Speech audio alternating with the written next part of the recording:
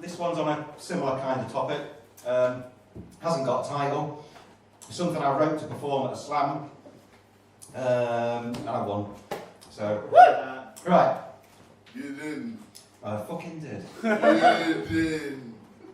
Purported progressives and like-minded liberals, as well as a number of anarchists, have progressively morphed into intolerant individuals, insidiously inhabiting personal spaces, throwing faces of disgrace and gusts of disgust at decent others who dare to disagree in any diminutive degree with their dissemination of societal situations. People place themselves on pedestals, posing as pillars above, peering down on peers, throwing disdain on opinions that differ from theirs.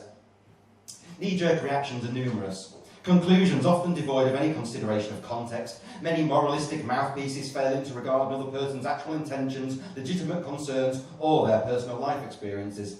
Some individuals seem to think they speak on behalf of an entire social group, even if they don't belong to that social group. Many of these moral mortals may be well-meaning and selfless, yet think they have the God-given right to be the glorious guardians of language and opinions, therefore thought. Thus the thought police have arrived. The government doesn't need to drag out draconian diktats and dish out devious decisions to divide and conquer the nation. We're creating divisions ourselves, dividing the entire fucking nation. If we constrain, control, censor or silence every view or word we don't like, every single piece of cinema, literature, poetry, music and comedy, then we kill creativity. And we impose our ideology, our morals on other free-minded individuals. Ultimately, we shut down debate and fuel further hate. When we change names of innocently named products, or the wording of nursery rhymes, or the content and characters of children's cartoons, rather than changing the living standards of the majority of the country, or the violence inflicted on countless victims of countless crimes, or the hostile hothouse this country has become, then you know we're in fucking trouble. As a society, we should be focusing our collective energies on actual hate. Violence, not language. Deeds, not words. The rapes, the stabbings, the shootings, the assaults on any human being because of who they are, what they look like, what they believe, or indeed what they say.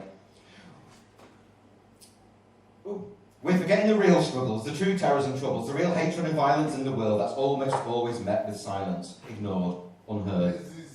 Despite decidedly despising political correctness and how the term has been hijacked by the far right, society is suffering from a superior sense of sensitivity, with something new to disapprove of every day. Yet another thing we shouldn't supposedly say. But by applying unrealistic expectations on another human being's expressions, we just result in making everyone who thinks differently to us feel bad. It's actually really fucking sad. We turn comrades into enemies. We take our friends and make them foes. We place our planetary sisters and brothers into groups of opposing others. We turn potential accomplices into adversaries. Yes, we accomplish this.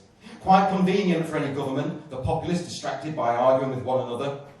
I'm an aging anarchist, a people defender with no agenda, and I'm no fucking pretender. I proudly wear my heart, which is all-encompassing, on my sleeve.